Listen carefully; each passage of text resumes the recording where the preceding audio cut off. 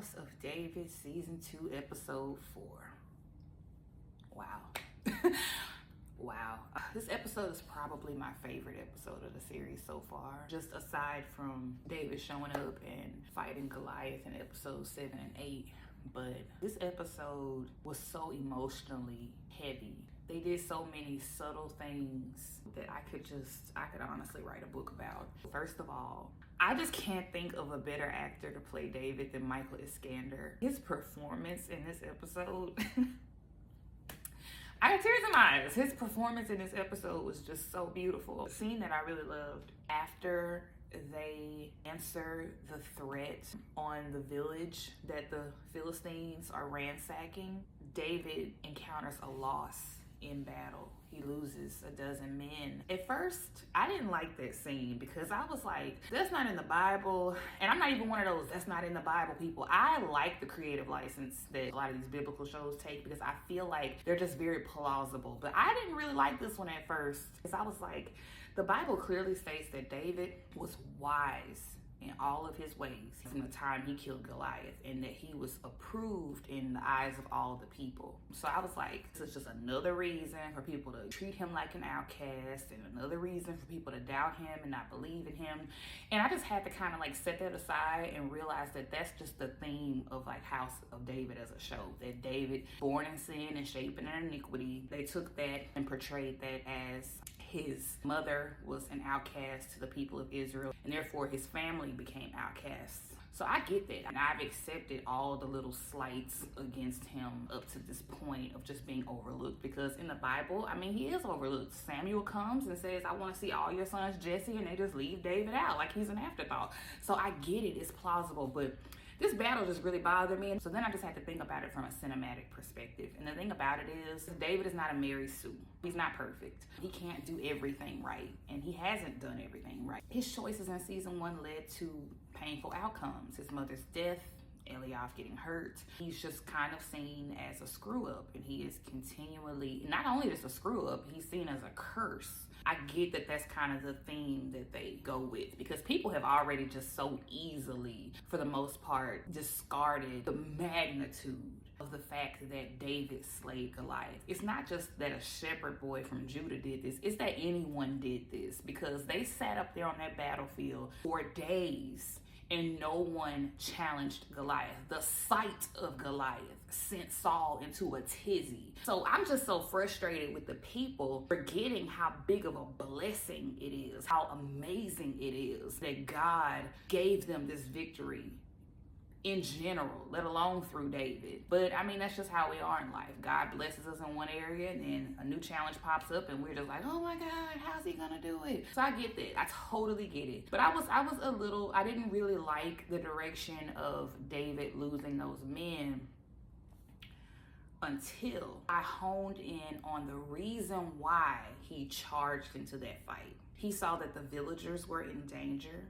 He knew what would happen to them. He wanted to ride in and defend the defenseless, period. When I saw his heart in his decision making, I was like, I feel like David would make that choice. And I still feel like it's walking wisely before the Lord, because we can do things that are right and that are in God's will, and they not come with the warm and fuzzy feelings or the perfect outcome on paper. But we don't know what God is doing through that situation in us. We don't know the ripple effects of that situation in our lives. We can only live our life and look back and realize, oh, God did this when this happened, or God meant this when this happened. So I was able to walk away with a totally different appreciation for that scene. More heartbreak in this episode. David, the hits just keep coming, on David in this episode. He's got to put up with Michal, she decides to go back into dutiful daughter mode, and she just tells him we can't be together. She just shows her lack of faith too. Like nobody believes in God in this series except Samuel, David, and Jonathan. She tells David, if God wanted us to be together, it wouldn't be this hard. Girl, that message has hurt a lot of Christians. If it's God's will, it won't be that hard. Baby, you've been reading Moses. You know God's will is hard. Did you see what Moses went through? You read what Moses went through. You know that God's will is not always just a straight linear path. So she lets David go. She tells Midav she'll accept the decision. She won't forgive her, but she accepts it. I want to feel bad for Midav so bad, because she tells David, you know, I'm overlooked too. Like, because David tells her, do you know what you've done to your sister? And she chooses to defend herself by saying, well, I've always been overlooked, and you should know what that feels like. Okay, David does know what it feels like to be overlooked, but he doesn't have to throw his kin, his brethren, under the bus to get ahead like what you're doing. She just doesn't get it. When David is mourning the loss of the dozen men, she comes to him and they have this really sweet scene together. She just tells him, you can't bottle this grief up inside, you're not alone, whatever. David breaks down and she holds him as he weeps, and Michal sees this. I wanted to just believe she was doing something nice, Midav. I wanted to believe she was just being a good person in the scene, but there's a shot of her where she just kind of has this ever so subtle smirk on her face, like, yep, got him. Like, you know, it's just, I just can't trust anything that she does. So that's a grief, having to put up with this woman that you don't want to be with. Losing your man. Jonathan went off on him for how he went into the battle. He learned from Adriel that innocent people have been killed. Eliav is harder on him than ever. And David just feels all this grief and all of this rejection. What I loved in the scene where they ride into the tabernacle and everybody chants his name is that in the presence of men, he may not be proven. He may have been overlooked. He may not be the easy choice. He may not seem like the logical choice. But in the presence of God, he is exalted. And I just love the way that was presented. I love the way that was presented, because we were getting all this backstory on how his family was rejected at Tabernacle. And then he's riding into the Tabernacle for the first time to celebrate and be in the presence of the Lord and to atone. And God, through a chorus of people, is exalting him and accepting him. But the grief throughout the episode just begins to pile up on him. And then we get this scene where Saul is still trying to strong arm Samuel. He walks up onto the platform at the altar where they're doing the sacrifices and forgiving the sins. And he tries to convince Samuel to anoint him in front of all of the people, discreetly, but sir, you have just boldly just walked up on the platform. And Samuel even tells him later, this is an altar for priests, not kings. Like, he just comes with so much entitled energy. Even when they showed up to the tabernacle, Abiathar, the goat, had to come to Saul and be like, if you've come here to put hands on Samuel, you're gonna have to go through all the priests. They rolled up on him deep, like, what's good? What's good, king? You're gonna have to hurt us in front of all of Israel. What's good? And Avner's like, oh, we're not trying to hurt anybody. We're not trying to hurt Samuel. I loved that scene, but Saul still didn't learn his lesson towards the end of the episode. He walks up on the altar and he's just so entitled. But then we get the juxtaposition to David, who humbly approaches the altar with a broken heart, a crushed, contrite spirit, which we know the Lord does not despise.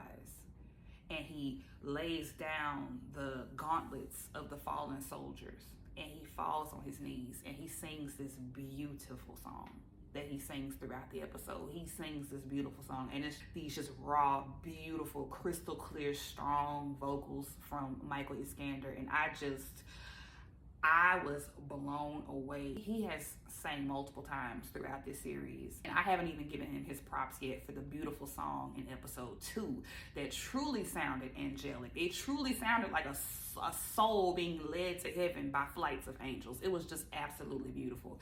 But this song right here, the way he sings it and the way he breaks down because he's so grieved, y'all gotta give this boy an Emmy. Y'all have to give this boy whatever kind of award can be given for television, because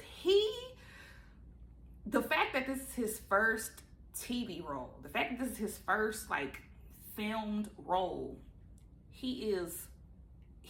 nobody perfect to play David. Perfect to play David. Like, it's just, I just love him. I just love him. I have loved him from the beginning. Like, and I'm gonna love him to the end. Like, he's fabulous. And the scene was just, it was amazing. it was moving. It moved Samuel. Samuel had to turn away from Saul and was like, what is this pure-hearted worship? He didn't say that, but he just looked at him like, what is this pure-hearted worship? What is this broken spirit that is just humbled before God? Like, what is this? He felt the power, the anointing.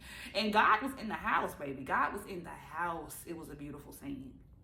And then broke me, because they're riding back, and these soldiers who have made fun of him, Uriah has tried to take up him. But anyway, particularly Oaz has made fun of David, made fun of him for singing, made fun of him for not knowing how to get to the tabernacle, just vilified him for the dozen men that died. But when they see his brokenness at the altar of the Lord, when they see how deeply pained he is by the loss of these men and everything that he's going through that they aren't necessarily aware of, the soldiers, Boaz leads a chorus of the soldiers singing the song that David sings before the altar of the Lord. And it's just this beautiful scene, and it ties the episode together, because at the beginning of the episode, David is reflecting on how he was not able to go to tabernacle because of his mother, and he's just trying to feel close to her. And he tells Michal, I'm just trying to hear my mother's voice on the wind. And he hears it through all of these soldiers who now respect him because they know that they have a loving and compassionate leader. I'm just blown away by House of David. And I just wanted to have every single success. And I wanted to go on for as long. I wanted to go on until Michael Iskander is 70 years old, like David, because it's just so good. It's just so good. It's such a good show. And I really want y'all to watch episode 4.